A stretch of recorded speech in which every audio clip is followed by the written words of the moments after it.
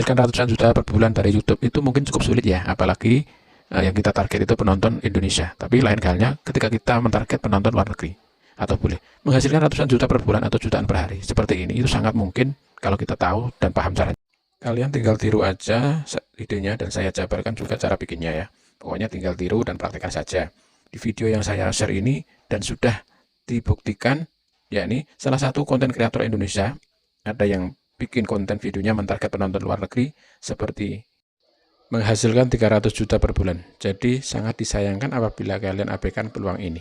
Ide kontennya apa, cara bikinnya gimana, dan cara setting channelnya gimana. Untuk dapat penonton luar negeri, bagaimana semuanya akan saya kupas di video kita kali ini.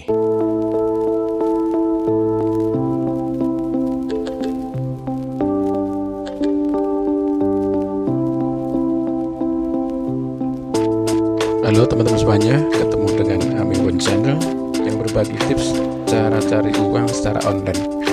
Kalian yang sudah bisa menghasilkan uang dari online, saya ucapkan selamat. Dan bagi kalian yang belum bisa segera berusaha mendapatkan uang dari internet, jangan lupa subscribe dan nyalakan lonceng agar dapat info terbaru dari kami selanjutnya.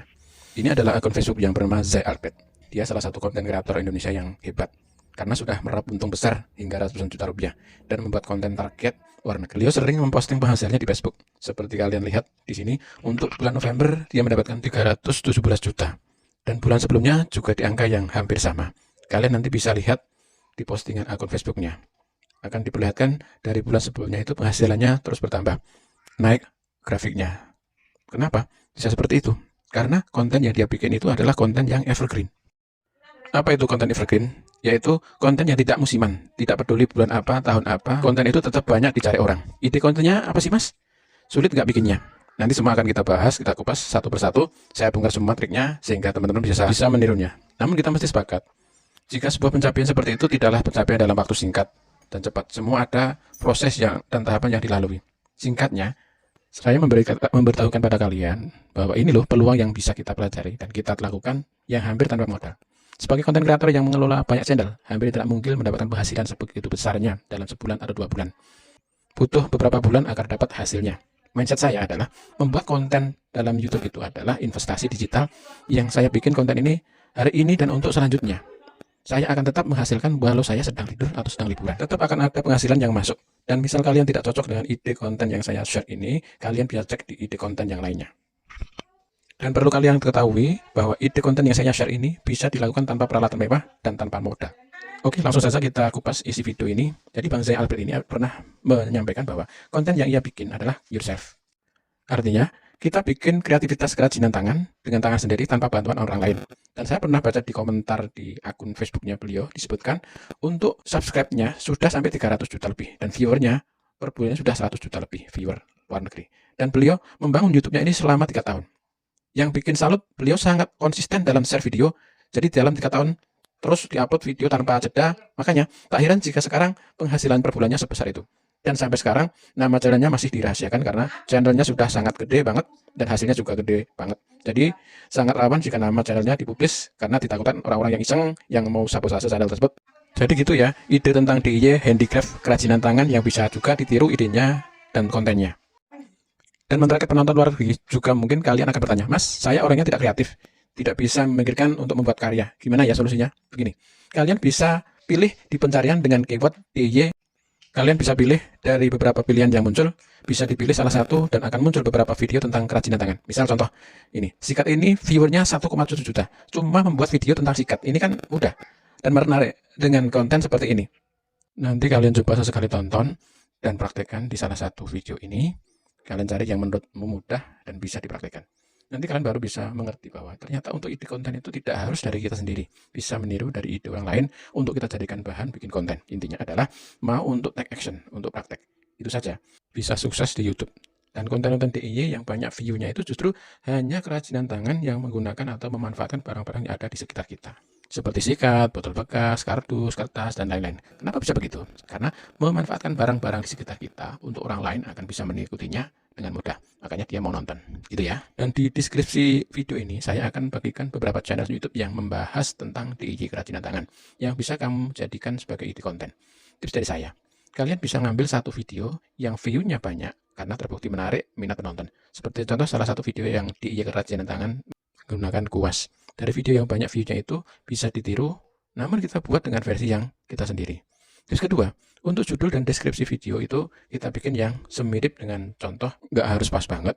Mulai dari judul, deskripsi, hashtag kita tiru sama semua. Dan untuk thumbnailnya itu tidak harus sama persis ya. Yang penting secara garis besarnya mirip. Kata-katanya ini juga bisa kita gunakan. Ada beberapa hal yang perlu diperhatikan untuk membuat konten tentang DIY Kerajinan Tangan. Yang pertama, pastikan saat kalian buat konten, pastikan di tempat yang terang.